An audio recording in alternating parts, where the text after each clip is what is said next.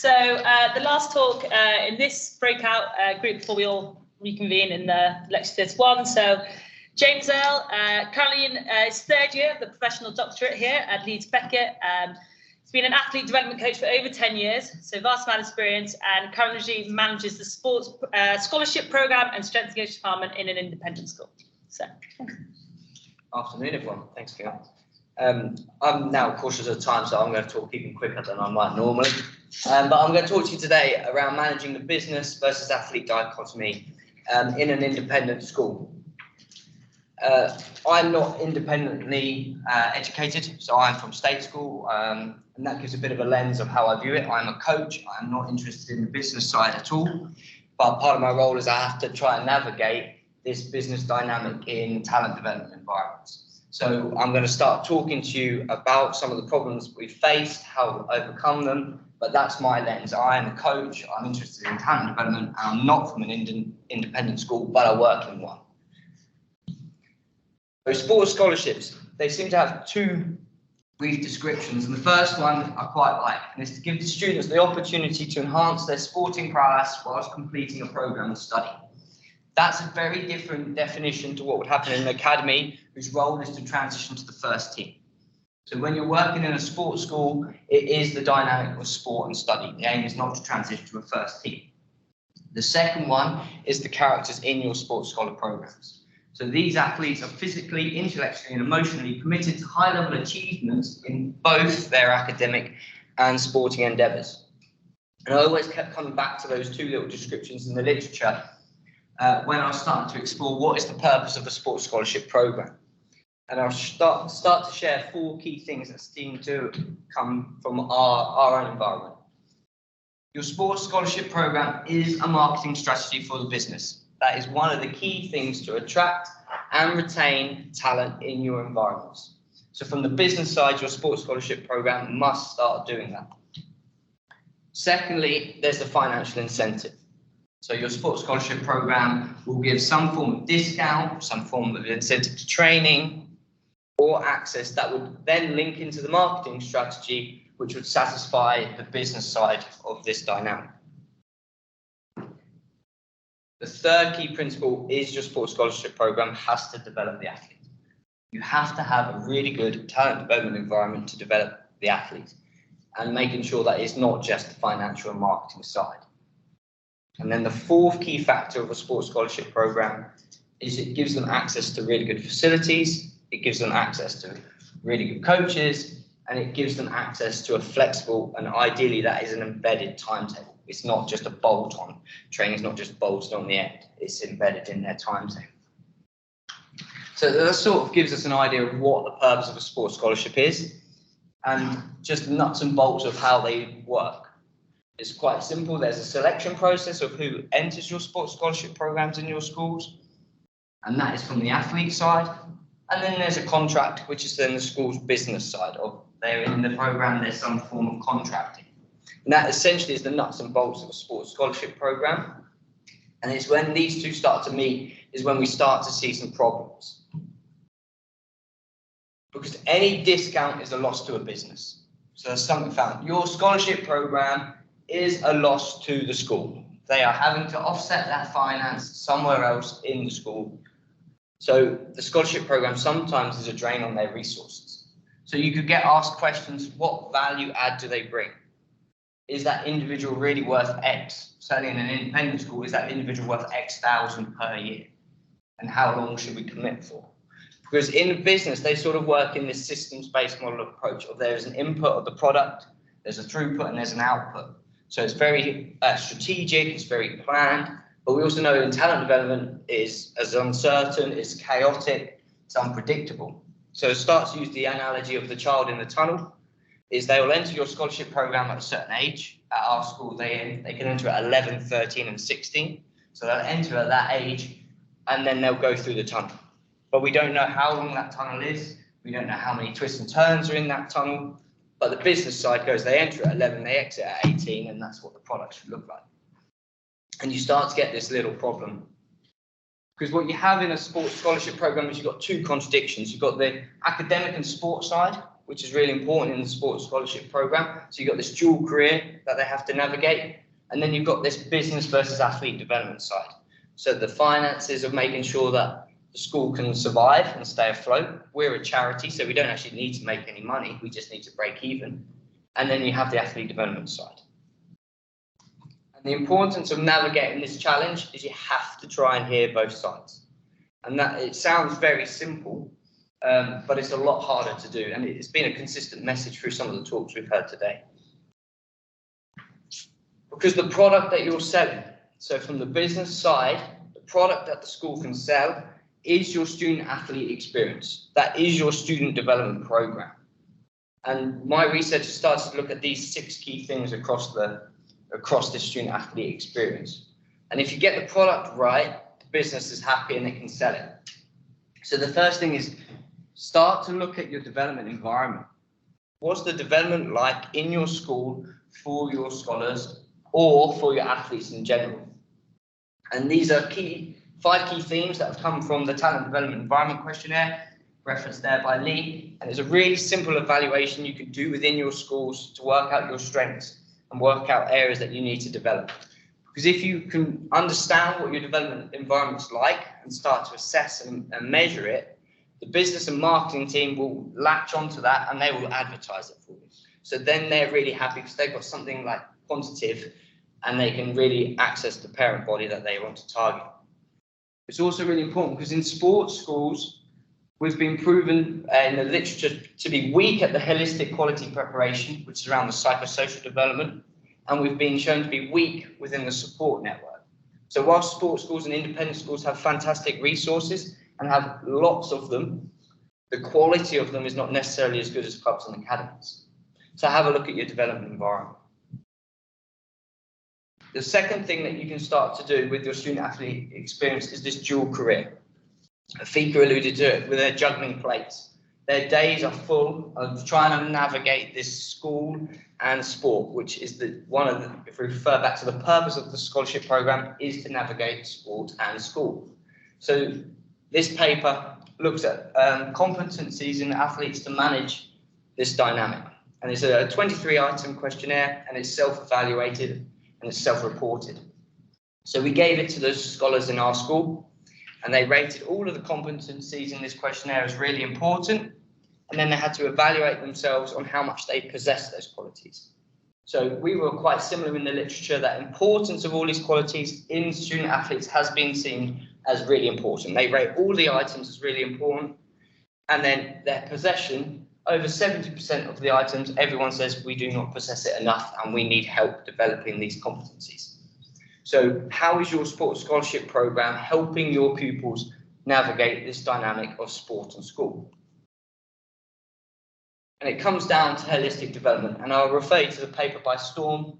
There's a really good 10-item features of successful dual career environments. I won't go through them all now, but I'll talk about 3 that really stand out and sort of resonate with what I'm going to talk about. In order to manage the dynamic between the business and the school, you need to have integrated efforts across multidisciplines. And that would be from parents, pupils, marketing, coaches, admissions, senior leadership teams, governance. It's not just as simple as coach to athlete. It's got to be integrated a lot bigger. You need to make sure they have access to expert support. So sports schools now start to have access to physiotherapies, S&C coaches, occasionally there might be psychologists, but also that expert support is pastoral support. There is also access to a tutor if they're going to go away competing for a term. Do they get online learning? It goes a lot deeper now than just there's the skill coach and there's the S&C. And then you need to make sure that your scholarship program has flexible solutions to manage the dynamic of the business and athlete, because business works far quicker than sport.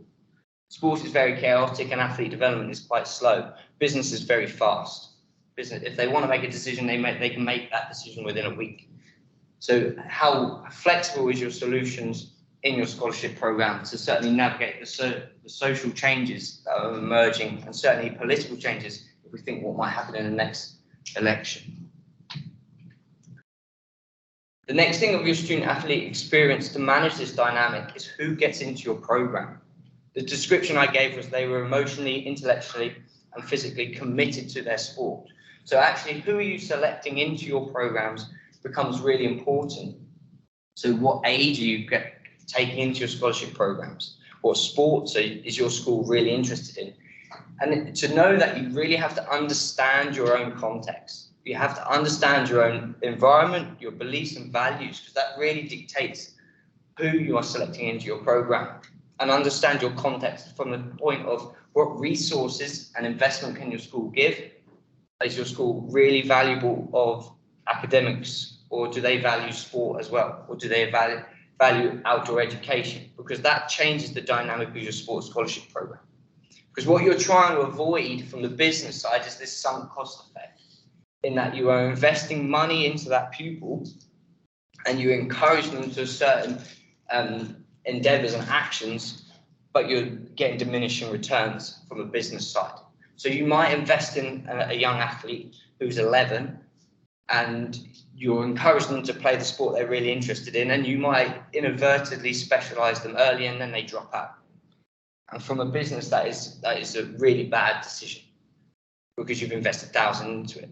And it sounds quite unethical. It sounds, how can we have these questions and conversations around children when we're investing in money? And I struggled with that concept, not coming from an independent background. But education as a resource is free in the UK, and the market I'm in, they're paying for a free resource. So then they have different demands and expectations on you as an institute and as a person when they pay thousands for that resource, which is actually free in the UK. One of the key things in my research is managing this dynamic has been around co-creation. And a lot of my work has been on action research. And it's been quite simple, and it's been something that you're probably doing day to day in your own environment, of just observing what's going on with a really open but critical lens. Then you can plan, act, and evaluate it. And this constant cycle of co-creation with the multiple stakeholders will help you manage this dynamic. Because often some of your answers will come from departments that you would not expect. And then the final thing is around the finances. The finances from the business side does not really have, the children don't care about the finances. They just want a really good development experience. And this quote is from one of our heads of sport in our school about 3 years ago, when I started tackling this problem. We've got two issues. We've got to do right professionally as sports coaches, and that actually we're a commercial business. So we could do better, and you mean better, we could do better on the athletic development side, but then commercially we shoot ourselves in the foot here. And I found that a really difficult thing to do, in that we feel we could do something better for the athletes, but we can't because of finances. So how can we make that better so we can do what we want to do to help the child? And this quote by Culford is argued recruiting is about resource acquisition, and it comes down to, again, that purpose of marketing strategy, attraction and retention. The independent market is extremely competitive, and your student athletes are one of the resources necessary for the maintenance of winning programs or successful programs. So if we think of the problems with independent schools, when you're talking about league tables or winning or losing people, that is one of the things. And they sound like a commodity, and it shouldn't be like that. But the independent market, if the political government change, will get more competitive. So your key stakeholders, these are access, and they hold the key to a lot of the things to help you manage this dynamic.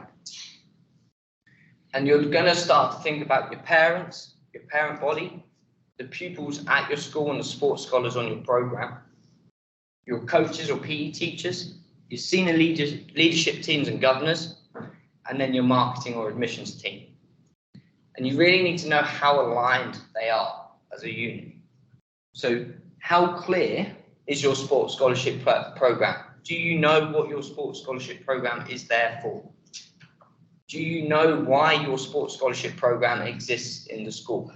And do you know how your sports scholarship program is developing its athletes? And if you're really clear on this, you can start to satisfy both the business side and the athlete development side. Because what you'll get otherwise is the marketing team uses language that they like to sell the product. But as a coach, I might not want them to use the word elite for an 11-year-old. But they use it because it sells, and parents don't always know. Despite their best interest, they may not understand. So that dynamic becomes really difficult. So you need your marketing team to know where your institute is positioned in the competitive market and what language you would like them to use. You also need to be really aware of the key gatekeepers in your institutes and schools who make decisions based on their own beliefs and assumptions. We found that actually if I have an assumption that talent is fixed and it's genetic, that will impact who I might choose in my scholarship program. So if you can make sure the coordination of your decisions from those key stakeholders and parties is as universal as possible, you'll start to have a significant impact on the development of your athletes. So as I start to wrap up around the sports scholarship program, I'll share with you some learned principles. And hopefully these are quite generic. They might be a bit specific to our context, but they will allow you to look into your own environments and assess and evaluate what you do. The importance of a coherent organizational culture cannot be understated. Really knowing what you are about and why you do it is really important. The diversification of learning doesn't just happen from the sports department learning about the marketing team. It's about the marketing team learning what the sports department does, but also actually learn what the student athlete needs. So evaluate your own talent development environments. Assess the dual career competencies of what they need. The children are really open and honest. They tell you what's good and what's shit. As Fig said as well, they're pretty honest and pretty brutal. Focus on the development. Focus more on the development, and then the finances and the business side will take care of itself. Because if your development program is really good and your student athlete experience for your sports scholars is really good, it will sell. And the business side takes care of itself because the marketing team can do their job. You need to make sure that your sports scholarship program has system flexibility. How flexible is it to a changing environment? Will it stand the test of time in 10 years' time? If Labour government come in, for example, there could be a 20% increase in all independent school fees. How flexible is your sports scholarship system to sustain that? And then finally, you need to make sure that your system and your program is plausible, not accurate. Some of the stuff we do, I do not agree with at all. And that is my own belief. But it's maybe a bit more plausible because I've started to understand, and we've tried a lot. We've tried really hard to try and align everyone's viewpoints and beliefs. And if you can get that, you'll start to get a commitment to action to actually sports scholar development. And if you can get that, then I'm much happier as a coach. And then you start to get results that are satisfying to all stakeholders moving forwards. Hopefully that is just fine. Nailed it.